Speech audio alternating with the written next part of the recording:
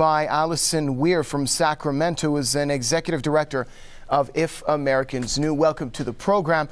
Let's get to the core of this question. What is more important, the cutting-edge military technology of Israel, or the fact that maybe over 50 million Americans are living on food stamps and food rationing on a daily basis? There's a great deal that's wrong with the massive amount of U.S. tax money that flows to Israel every year.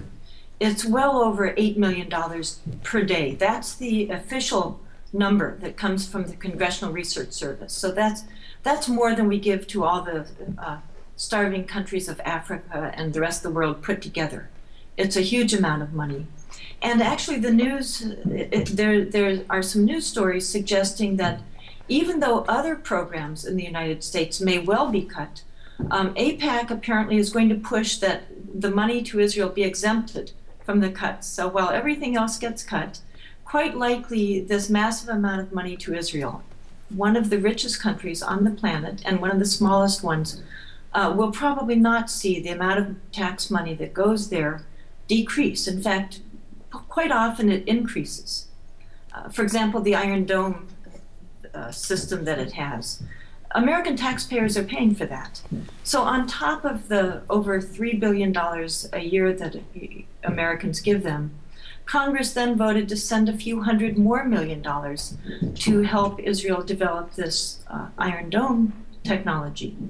Even though there are U.S. companies that create that same type of weaponry, of armament, there are U.S. companies that could have received that money, but instead, because of AIPAC, because of the rest of the Israel lobby, the money went to Israel. And that, of course, will take jobs away from Americans. So, you know, both we lose money from our economy because it's sent to Israel, and we lose jobs because it's used by Israel quite often to bolster its companies that compete with American companies. So we're hit many ways by what AIPAC does. And AIPAC's very proud of it. They brag about their success at getting U.S. money, and they're very successful at it. Ms. Weir, one last question before we leave you. How do you think the ordinary average American will think that the sequester is going to affect that person's life, but ultimately it will not cut back on aid for the Israeli regime? I think the average American would be outraged if they knew this. But the U.S. media is very Israeli-centric and quite often protects Israel by not reporting this kind of information to the general public. You know, they might hint at it here and there. Maybe there'll be a sentence about it. But my guess is that the majority of Americans won't even hear that. The majority of Americans don't even know how much money we give to Israel, even though this has been going on for decades. The U.S. media don't discuss it. Further and call it a quadruple standard. The American people, there's the shifting winds are turning against the blind support against Israel from the grassroots level. AIPAC's in town now, and of course the congressmen and senators who do double duty as American congressmen, but also congressmen for Israel, they still have a lock there. So they'll have their dog and pony show where they have them all show up at the AIPAC convention.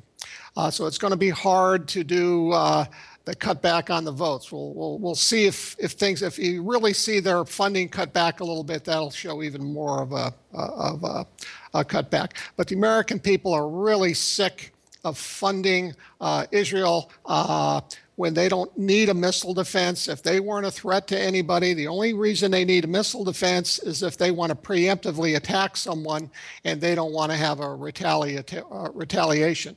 And the cheapest way for them to get out of doing that is just don't attack anyone. Right now, looking at the numbers coming in, millions of taxpayers' dollars are going to Israel on a daily basis, while Americans are right now being forced to live on food coupons and government-provided assistance just to get by from day to day. And even that is going to be cut thanks to bickering between Democrats and Republicans. However, right now, AIPAC is meeting to ensure that the military aid given to Israel is not cut, in fact, is increased. What do you make of that? Well, that's just Israeli supremacy once again. What happens to cutbacks in Americans, to veterans on PTSD, and all of the wounded warriors and the brain injuries and the cutbacks with the VA? That doesn't concern Israel. These people are not Jews. They're not Israelis. We don't care what happens to them. What they did to help us doesn't matter anymore. We want our money. And that's all it is. And they're at the top of the list.